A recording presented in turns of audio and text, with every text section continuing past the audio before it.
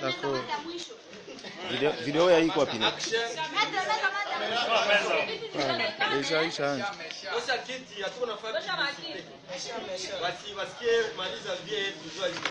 Mimi napasa video ya hii appareil.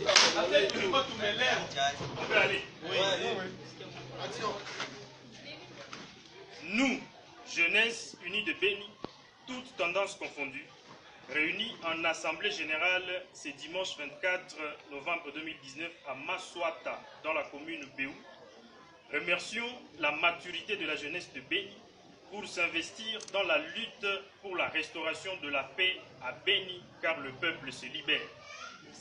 Après 6 ans de tueries macabres des civils innocents, l'heure a sonné de faire comprendre à la communauté que chaque peuple se libère de l'oppression.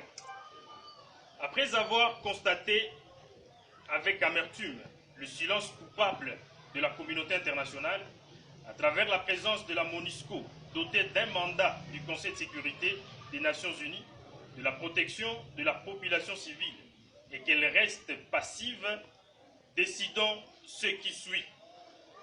1. Condamnons l'assassinat à bout portant de notre collègue jeune Obadi Kanzoa, alias Bella, dans la manifestation populaire et pacifique contre les massacres de la population civile de Béni, que nous déclarons comme héros de la jeunesse de Béni. Nous exigeons une audience publique de flagrance contre son bourreau, le policier Mboko Kimboso de l'unité GEMI. Nous présentons nos compassions à sa famille biologique et à toute la jeunesse de Béni. Nous exigeons des obsèques dignes d'un héros à son honneur par la mairie de Béni. Nous appelons toute la jeunesse dans sa diversité de participer massivement et de contribuer financièrement et matériellement en termes de Siloa Mouvement, comme la coutume l'exige, pour la réussite de ces obsèques. Pour honorer sa lutte ainsi que celle de la jeunesse de Béni en général, nous nous engageons à poursuivre cette lutte et pour ce faire, nous demandons toute la jeunesse, tendance confondue, de continuer avec les manifestations dans le but ultime de la restauration de la paix et de la sécurité à Béni. 2. Nous exigeons le départ immédiat de la MONUSCO et de ce fait, nous demandons la continuité des manifestations pacifiques et non violentes de la jeunesse pour aboutir à ces départs tant souhaités par toute la jeunesse en particulier et la communauté en général. Nous exigeons ainsi la police et l'armée de nous laisser libre passage lors de nos manifestations pacifiques et non violentes, car elles ne constituent pas notre cible, encore que la liberté de manifestation est garantie par la Constitution en vigueur en RDC. 3.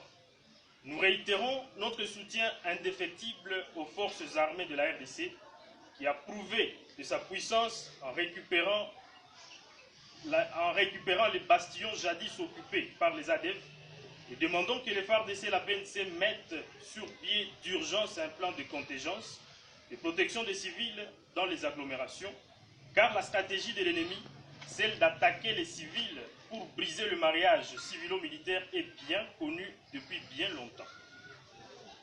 5. Nous appelons l'armée à pilonner le parc de Virunga, devenu un dépotoir de l'ennemi, en lui servant de base arrière. Car si votre jardin devient l'abri des serpents pour mordre vos enfants à la maison, il faut brûler et le jardin et les serpents pour protéger sa famille.